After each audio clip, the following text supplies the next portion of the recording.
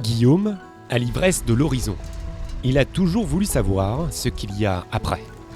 Alors, en 2006, il décide de faire le tour du monde en vélo. Avec comme point de départ le Crotoy, il embarque toute une ville dans son aventure. Pendant 5 ans, il parcourt tous les continents.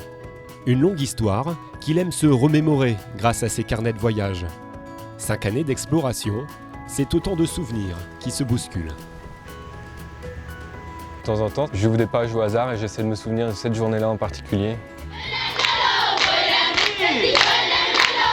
Et des fois, ça a du mal à revenir dans ma tête, quoi. Il y a des choses qui, avec le temps, s'évaporent, quoi.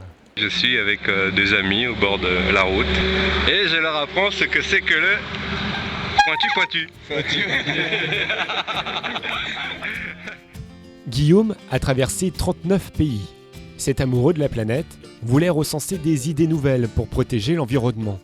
Il est allé à la rencontre des peuples et s'est rendu compte que la solidarité humaine n'était pas un vain mot.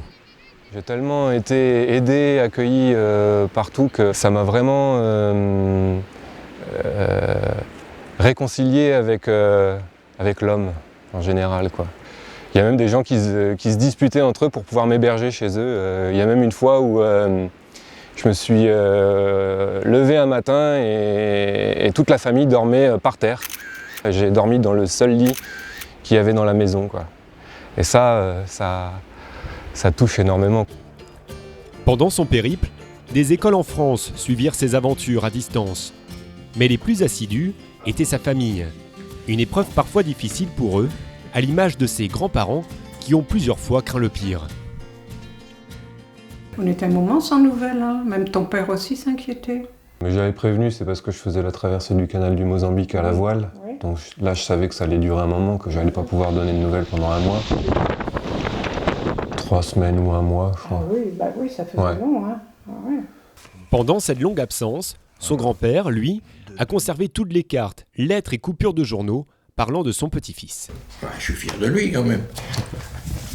Peut-être parce que j'aurais peut-être rêvé d'en faire autant.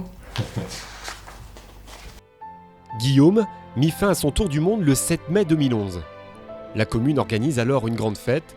Après plus de 46 000 km parcourus et 5 années d'absence, Guillaume retrouve les siens.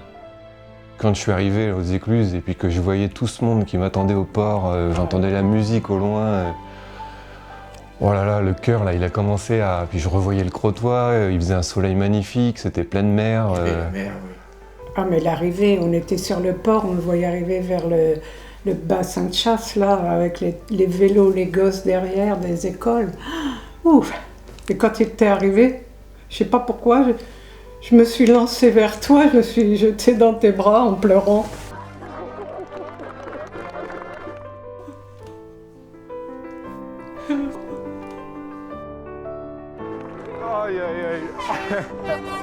Forcément les larmes à l'arrivée, de retrouver toute la famille, ça c'est...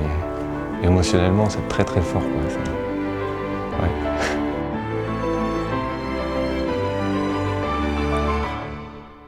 À travers ce tour du monde, il a créé une association d'éducation à l'environnement.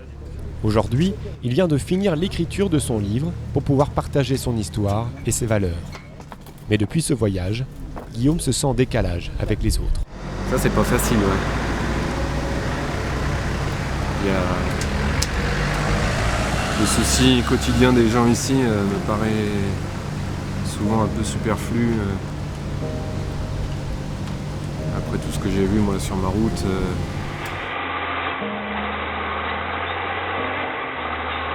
Même le mode de vie des gens ici.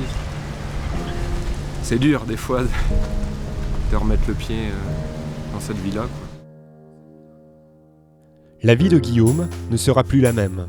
Et quand on lui parle de ses projets d'avenir, voici sa réponse. Ouais, je pense que je repartirai, c'est sûr. Peut-être pas aussi longtemps, mais quand on y a goûté, c'est comme le vélo.